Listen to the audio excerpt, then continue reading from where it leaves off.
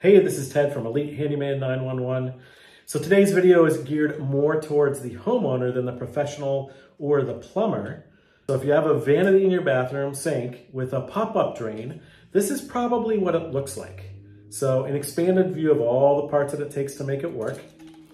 This is what you see above your sink. So this usually comes up through a hole in the back of your faucet. And when you pull it up, it will close the stopper, make a seal, and the sink will fill up with water. And you press it down, it opens back up and lets the water drain out. So this lever here activates the stopper. So one of the problems is there's a lot of extra places to leak. The first one is you can leak right here at this union, these threads here. And also there's at least one, sometimes two gaskets here inside the cap around this ball.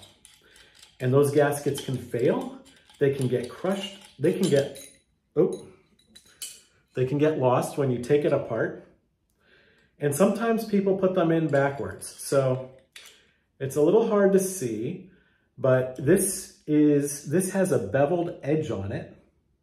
And that beveled edge fits around this ball. This ball rides in the pocket of this. If you put it on backwards, it's going to crush the washer and that seal will not hold water anymore. When you put it in, assuming you get it right, and you have the stopper in there, when you need to clean this, because hair gets stuck in there, you have long hair maybe, razor stubble, a lot of the lotions have a lot of grease and fats in it that just build up over time, and you need to clean this out. Push the stopper up, hang on to this, reach under your sink vanity, unscrew this, and pull it out, hopefully not losing that gasket. Then you can pull the stopper out, and then you can clean the inside of that drain and clean all the hair out. A lot of times, the hair and the greases will build up here along this stopper because this is actually just pot metal. It's very rough and it likes to grab on to greases and fats and hair and everything else. Let's say we get it back together properly, which is much easier here demonstrating on a bench than it is under your sink. But so let's say you get this back on, it's not leaking, everything's good. Well, so if you take the stopper off, you can unscrew this sometimes. And when I unscrew this, you're going to be able to see inside how many different surfaces there are and how much obstruction there is for hair to get caught on, grease to get caught on, razor stubble.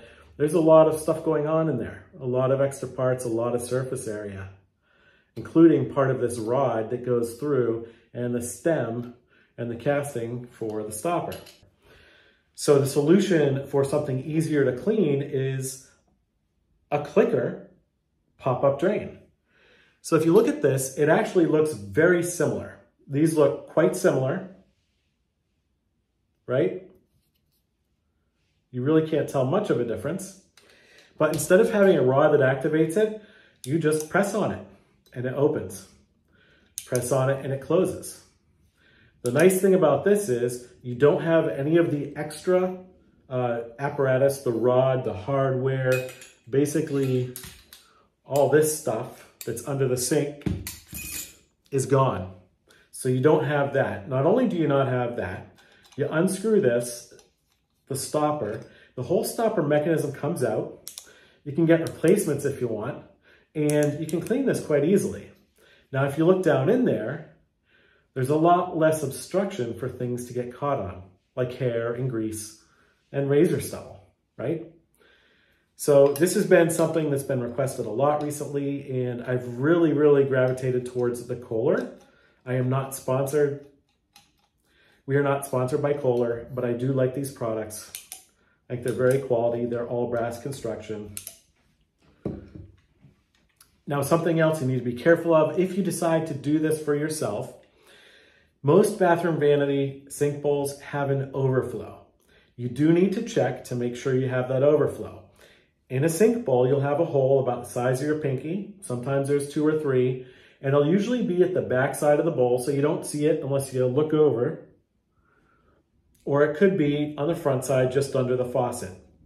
Basically, when you close this and then you go off into the other room and forget that you left the sink filling, water is gonna go in that overflow, and it will flow into here instead of going all over your floor. Now, some sink bowls do not have overflows. Very common sink that doesn't have an overflow is a vessel sink. So if you have a vessel sink in your bathroom, you probably don't have an overflow, and you're gonna need to get a drain like this with no overflow holes in the body, okay? So just be careful with that and make sure that happens. If you guys wanna know more about this, if you wanna see how we put one of these in, how we take the old drain out and put in the new drain with a clicker stopper, check the videos in the description and in the comments.